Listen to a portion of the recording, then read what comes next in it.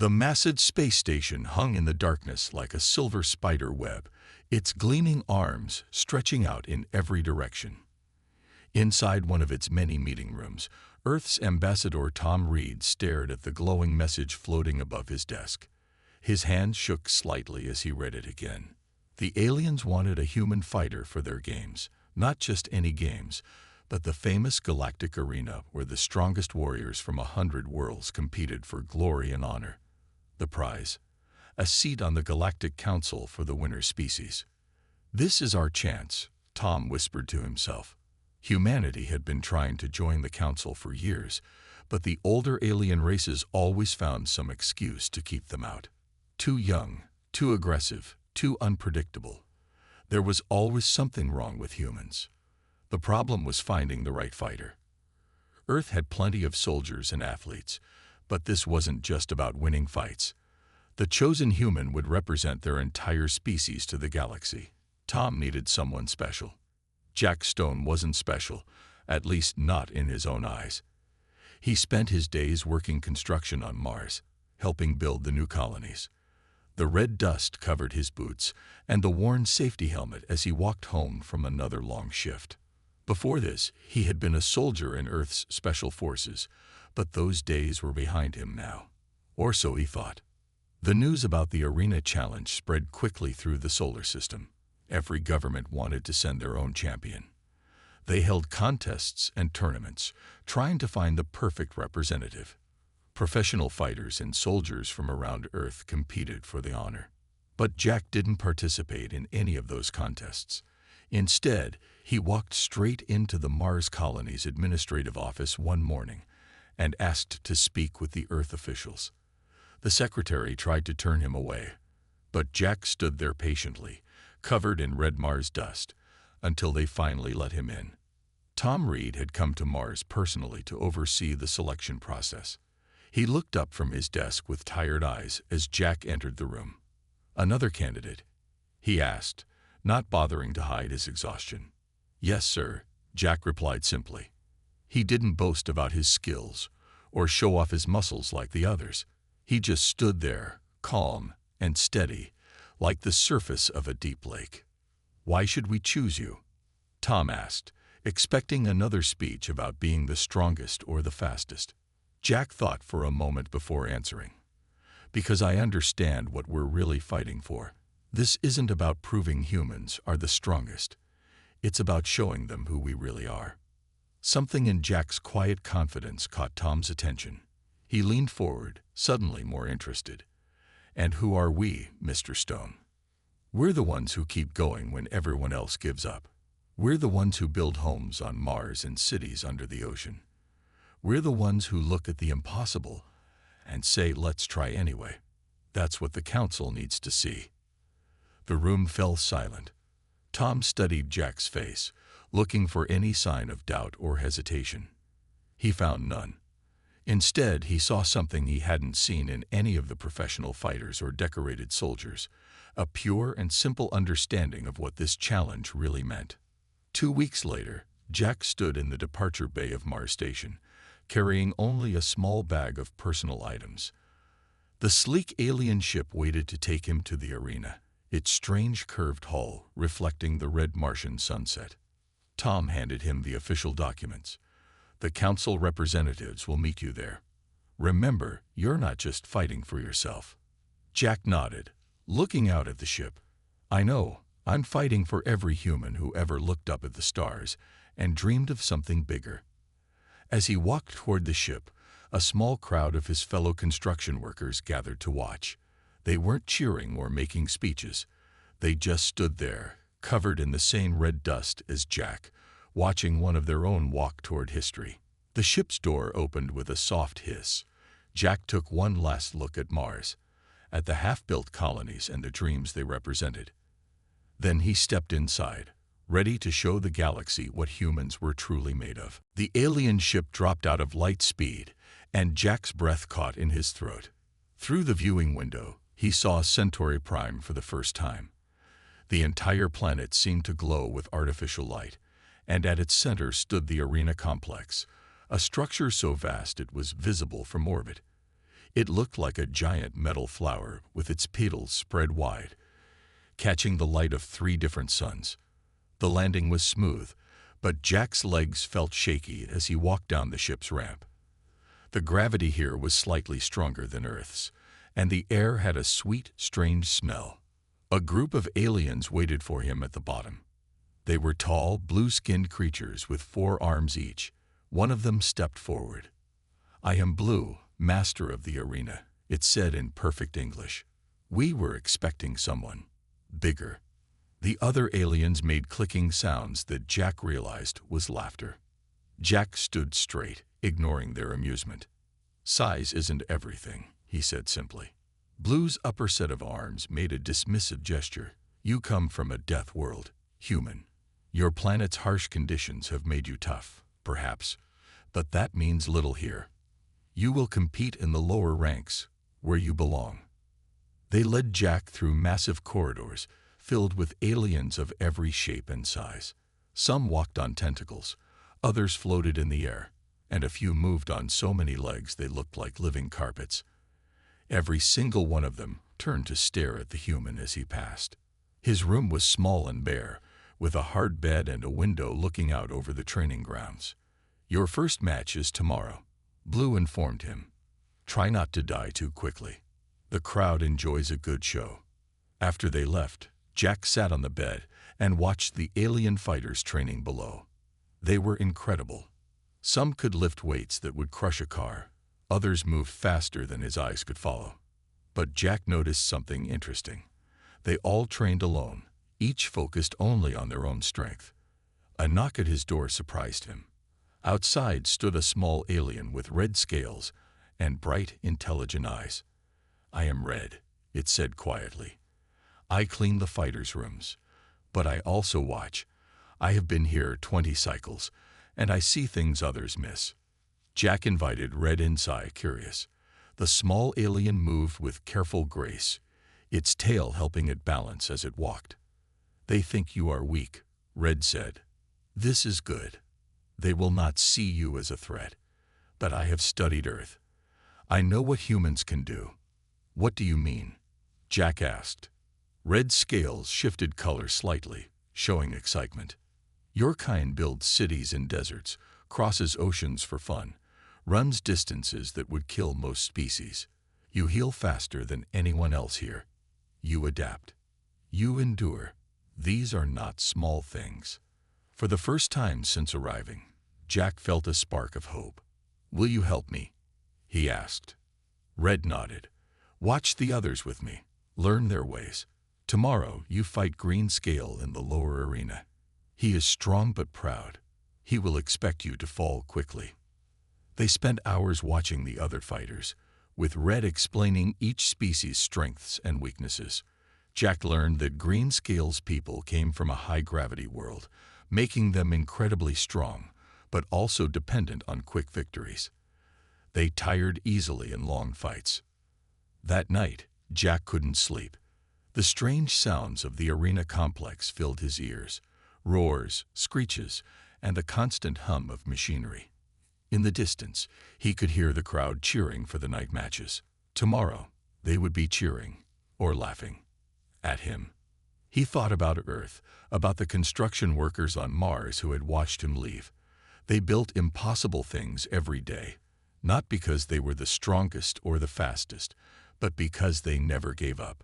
That's what Red had seen in humans. Just before dawn, Jack finally dozed off. His last thought was of the crowd that would gather tomorrow, expecting to see a weak human fail. They didn't know that humans were at their best when everyone else thought they would fail. Tomorrow, he would show them something new. The lower arena smelled like metal and sweat. Jack stood in the waiting area, listening to the crowd roar above him. They were excited, but not for him. They wanted to see the human fail. Green Scale stood in the opposite corner, his thick muscles rippling under bright green skin. He was twice Jack's size, with arms as thick as tree trunks. When he opened his mouth to roar, Jack counted at least 50 sharp teeth. "Remember what I showed you," Red whispered from behind Jack. "He will come at you fast. He must win quickly or not at all." The arena gates opened. Jack walked out into bright artificial sunlight and a wave of sound. Thousands of aliens packed the seats above, their voices mixing into a thunder of clicks, roars, and screeches. Most of them were laughing. Green Scale charged the moment the fight bell rang. He moved incredibly fast for his size, covering half the arena in seconds. His fist shot out like a missile toward Jack's head. The crowd leaned forward, expecting to see the human skull crack open. But Jack wasn't there anymore. He had spent all night thinking about this moment, about how to survive it. He didn't try to block or catch the punch. He simply wasn't where Green Scale expected him to be. The big alien's momentum carried him forward as Jack stepped aside. Green Scale roared in frustration and turned for another charge. Again, Jack moved just enough to avoid the attack. He didn't run or dodge wildly. He took one step, then another, making each movement count. 5 minutes passed, then 10. Green Scale's charges became slower. His breathing grew heavy. The crowd's laughter had died away, replaced by confused muttering. This wasn't how the fight was supposed to go. Jack kept moving, his feet drawing patterns on the arena floor. He remembered building houses on Mars, how you had to pace yourself for a long day's work. This was no different. Green Scale was stronger, faster, more dangerous, but Jack just had to keep going. 15 minutes in, Green Scale was gasping for air. His species wasn't built for long fights. They lived on a high-gravity world where every movement cost precious energy. Quick, powerful attacks were their way. But Jack had made the fight long and slow. Now it was Jack's turn.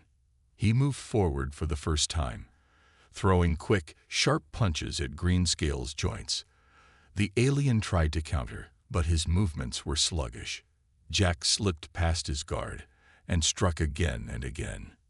He wasn't trying to knock Green Scale out. He was wearing him down bit by bit. 20 minutes into the fight, Green Scale fell to one knee. His chest heaved as he struggled to breathe. The crowd had fallen completely silent. They had never seen anything like this. Jack stepped back and waited. The rules said a fighter had to either surrender or be knocked out. He wouldn't take advantage of a downed opponent. That wasn't the human way he wanted to show. Green Scale looked up at him with confused eyes. "Why?" he gasped. "Why don't you finish it?" "Because this isn't about hurting you," Jack said quietly. "It's about lasting longer than you thought I could." The big alien stared at him for a long moment. Then, slowly, he raised his hand in the surrender signal. The arena erupted in chaos. Some aliens were cheering, others arguing, many simply staring in disbelief. Red appeared at Jack's side as he walked back to the waiting area. "You have confused them," the small alien said happily. "They expected violence and got patience. They expected weakness and got endurance. Now they will start to wonder what else they are wrong about." Jack nodded, feeling the aches in his muscles. It was just one fight, but it was a start. In the arena above, he could hear the aliens still talking, trying to understand what they had seen. A human had won not with strength or speed, but by simply refusing to fall. "Get some rest," Red told him. "Tomorrow, they will not be laughing. Tomorrow, they will be watching to learn." Word spread through the arena complex like wildfire. Fighters gathered around screens showing recordings of Jack's match with Green Scale. They watched it again and again, trying to understand how the small human had won. In the medical bay, alien doctors crowded around Jack as they checked his injuries. They seemed amazed by what they saw. His bruises were already changing color, healing faster than they expected. One doctor, a floating creature with tentacles, kept scanning him with different devices. "Fascinating," it hummed. "Your cells regenerate at an incredible rate. And these microfractures in your bones, they're already healing, making the bone stronger where it was damaged." Jack didn't understand all the medical terms, but he knew what his body could do. Humans had always been good at healing, at getting stronger from their injuries. It was how they survived on Earth, learning and adapting to every challenge. His next fight came 3 days later, against a fighter called Wind Dancer. She moved like smoke, almost impossible to see or touch. But Jack watched and learned. He noticed how she needed to touch the ground every few seconds to change direction. When the moment came, he used that knowledge. The fight lasted 30 minutes, but in the end, his hand was raised in victory. The aliens stopped laughing at humans after that. Now they studied Jack's matches carefully, taking notes on his techniques. Some even tried to copy his steady, patient style. But they couldn't match his endurance, his ability to keep going when everyone else would quit. Red visited him every evening, bringing news from around the complex. "They call you the patient one now," the small alien said proudly. "3 more fighters have asked to train with you. They want to learn your ways." Jack agreed to train with others, sharing what he knew while learning from them in return. He taught them about pacing themselves, about watching for patterns in their opponent's movements. In return, they showed him new ways to move, to think, to fight. Even Blue, the arena master, started treating him differently. One day, after Jack won his 5th match, Blue pulled him aside. "Perhaps," the 4-armed alien said slowly, "we were wrong about humans. You are not just strong because your world is harsh. You are strong because you never stop learning, never stop trying to improve." But not everyone was happy about Jack's success. Some of the older fighters, champions who had ruled the arena for years, watched him with cold eyes. They didn't like how he was changing things, teaching others to fight smarter instead of just harder. The medical staff kept studying him, amazed by how quickly he recovered between matches. "Your species," one doctor told him, "must have faced incredible challenges to develop these abilities. To heal so fast, to adapt so well. What kind of world made you this way?" Jack thought about Earth, about all the different places and climates humans had learned to live in. "We had to change to survive," he said simply. "So we did." As he moved up through the ranks, the fights got harder. Each opponent was stronger, faster, or more skilled than the last. But Jack kept winning, not because he was better, but because he could last longer. He took their best shots and kept coming back, learning from every hit, getting stronger from every battle. Red watched it all with bright, knowing eyes. "You are teaching them something they didn't expect to learn," the small alien said one evening. "They thought this was just about fighting. But you're showing them that true strength isn't about who can hit hardest. It's about who can take the hits and keep going." Jack nodded, looking out his window at the training grounds below. More and more fighters were practicing endurance now, working on their stamina instead of just their power. He had changed something here, just by being himself, by showing them the human way of never giving up. But the real challenges were still ahead. The arena's champions wouldn't let him change their world without a fight. And somewhere in the shadows, powers greater than simple fighters were watching, wondering what to do about this human who was changing the rules of their game. Late one night, Jack found Red waiting in his room. The small alien scales had turned a pale, worried color. "You need to see something," Red whispered, looking over his shoulder nervously. They moved through the dark corridors of the arena complex, staying in the shadows. Red led him to a small maintenance room filled with cleaning supplies. But behind a large container, there was a hidden screen showing security footage. "Watch," Red said, pressing a button. The screen showed a meeting room where several important-looking aliens sat around a table. Jack recognized Blue among them, but the others were new. They wore fancy clothes covered in strange symbols. "These are council members," Red explained. "They control everything. Watch what they say about your last fight." The aliens on screen were angry. One of them, tall and thin with gray skin, pointed at a document. "The human is ruining everything," it hissed. "He's teaching the lower species to think differently. This isn't what the arena is for." Another alien, covered in golden fur, nodded. "The arena exists to keep order. Strong species rise to the top, weak ones stay at the bottom." That's how we maintain control. But this human, it waved its hands in frustration.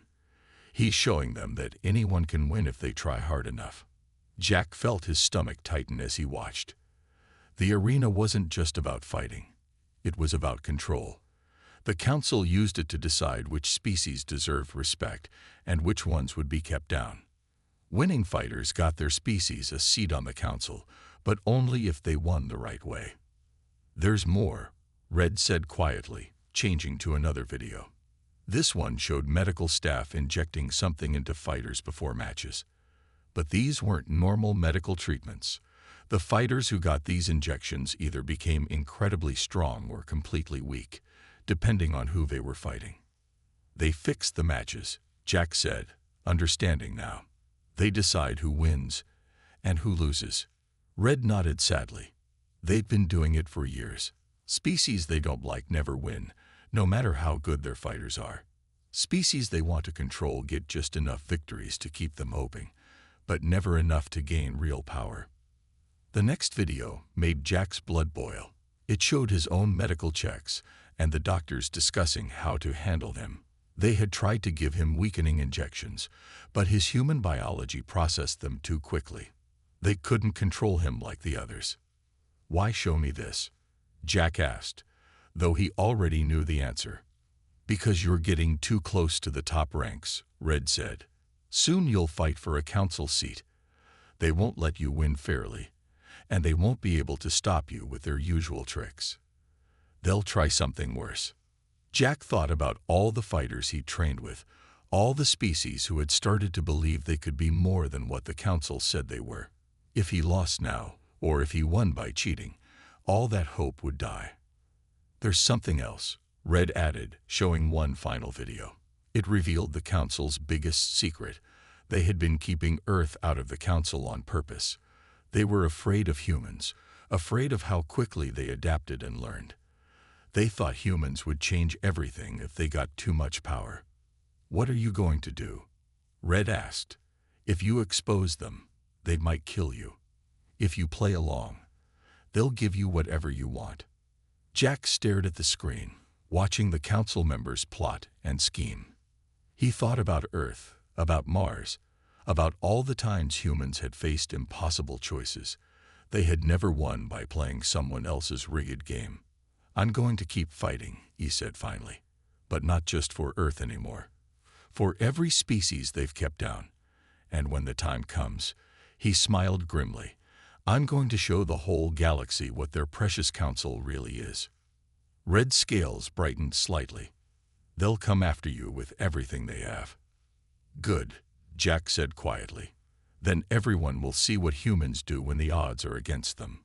We fight harder." The day of the semi-final match came too quickly. Jack stood in the preparation room, wrapping his hands while Red paced nervously beside him.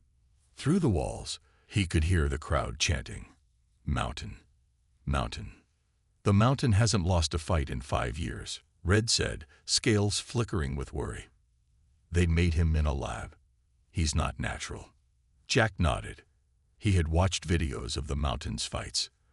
The massive fighter was 3 times his size, with gray skin like armor and muscles that seemed to ripple with strange energy.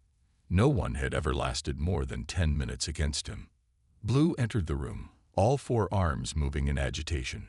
"Last chance, human. Walk away now." "The mountain, he doesn't just beat fighters, he breaks them." "You mean that's what you tell him to do?" Jack replied calmly.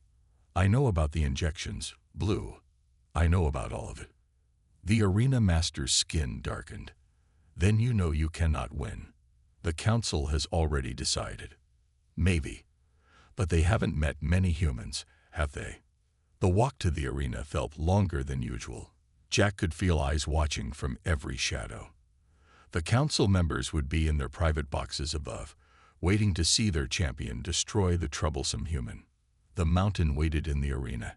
He was even bigger in person, his gray skin pulsing with artificial strength. Tubes ran from his shoulders to his neck, pumping in combat drugs that the council pretended not to see. When the fight bell rang, the mountain didn't charge like the others. He walked forward slowly, confident, unstoppable. His first punch caught Jack in the chest, lifting him off his feet. The crowd roared as Jack slammed into the arena wall. Pain exploded through his body. Normal fighters would have been finished right there. But Jack had learned something about pain during his time in the arena. It was just information. His body was telling him what was wrong so he could adapt. He got up. The mountain looked surprised. Usually, one hit was all it took. The giant fighter came forward again, throwing punches that could shatter stone. Jack took the hits he couldn't dodge, learning from each one. 10 minutes passed. Then 20. The mountain's movements started getting faster, more desperate. The combat drugs pumping into him made him stronger, but they also made him burn energy faster. Just like Greenscale in Jack's first fight, the mountain wasn't made for a long battle. Jack's body was a map of pain. He could feel broken ribs, torn muscles, spots where the mountain's hits had damaged him deep inside. But humans were good at being damaged. Each injury made him understand the fight better, made him adapt more. 30 minutes in, the mountain stumbled. The combat drugs were failing. He had never needed to fight this long before. But when he reached for the tubes in his shoulders to increase the drug flow, Jack saw his chance. He moved in close, ignoring the pain, and struck at the tubes. Clear liquid sprayed out as they broke. The mountain roared in panic and rage. Without the drugs, his artificial strength began to fade. Now it was Jack who moved forward, striking at weak points he had learned about during the long fight. The mountain swung wildly, but his attacks were clumsy now. He had never learned to fight without his artificial advantages. 40 minutes after the fight began, the mountain fell. The giant fighter tried to stand 3 times, but his enhanced muscles wouldn't respond properly without the combat drugs. Finally, he stayed down. The arena was completely silent. In 40 minutes, Jack had done more than win a fight. He had shown everyone that their unbeatable champion was a lie. All the council's careful plans, their rigged matches and chemical advantages, meant nothing against simple human determination. As the medical team carried him out on a stretcher, Jack saw Red's bright eyes in the crowd. They both knew what would come next. The council wouldn't let this go unpunished. But for now, he had given hope to every species watching. He had shown them that even the strongest could fall if you refused to give up. In his private box, Blue watched with all 4 hands clenched. "What are these humans?" he whispered. "What kind of species just keeps getting back up?" Jack woke up in the medical bay 3 days after beating the mountain. His body was covered in healing patches, and dozens of machines beaked around him. Red sat nearby, watching the door nervously. "The council is in chaos," Red whispered. "Half of them want you dead. The other half want to buy you off. They're offering Earth 2 seats on the council if you take a dive in the final match." Jack tried to sit up, wincing at the pain.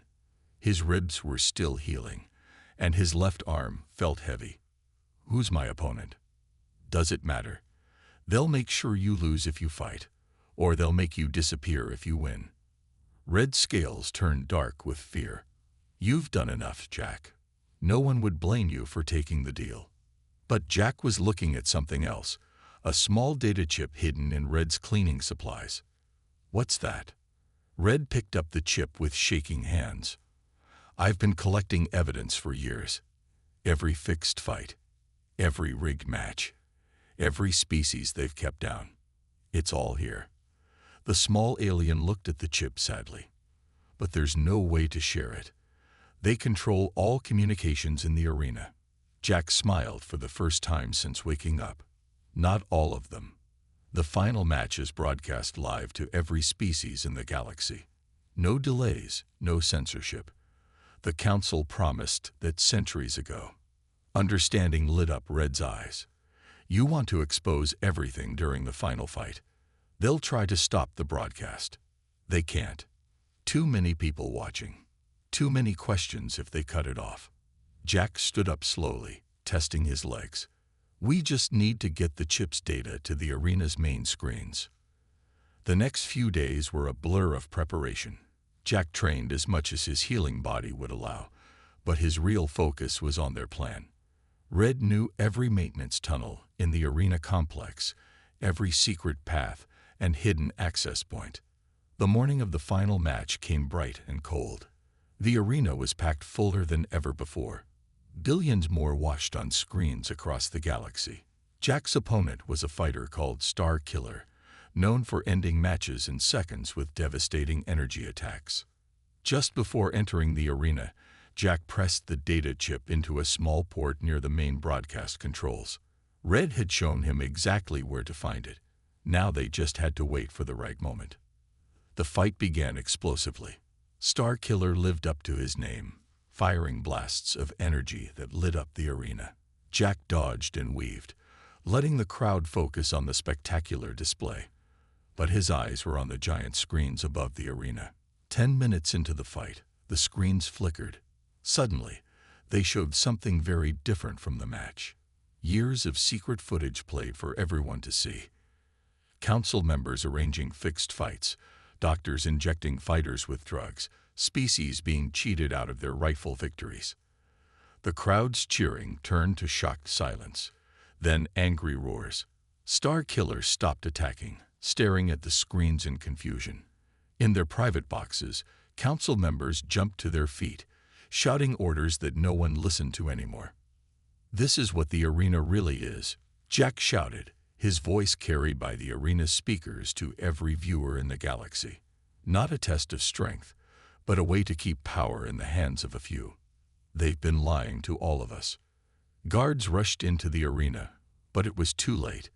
The evidence was already spreading across every communication channel.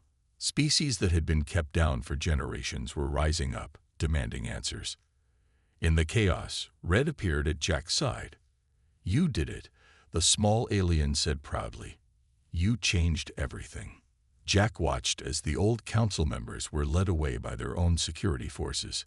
New representatives from every species were already being chosen to take their places. The arena would continue, but as a true test of skill and courage, not a rigged game. "Humans," Blue said, walking up to Jack with all 4 arms raised in surrender. "We thought you would try to take power for yourselves. Instead, you gave it back to everyone." Jack looked around at the arena, at the fighters from different species now talking and laughing together, sharing their stories of manipulation and survival. "That's what humans do," he said simply. "We don't just overcome challenges. We make sure nobody has to face them alone again."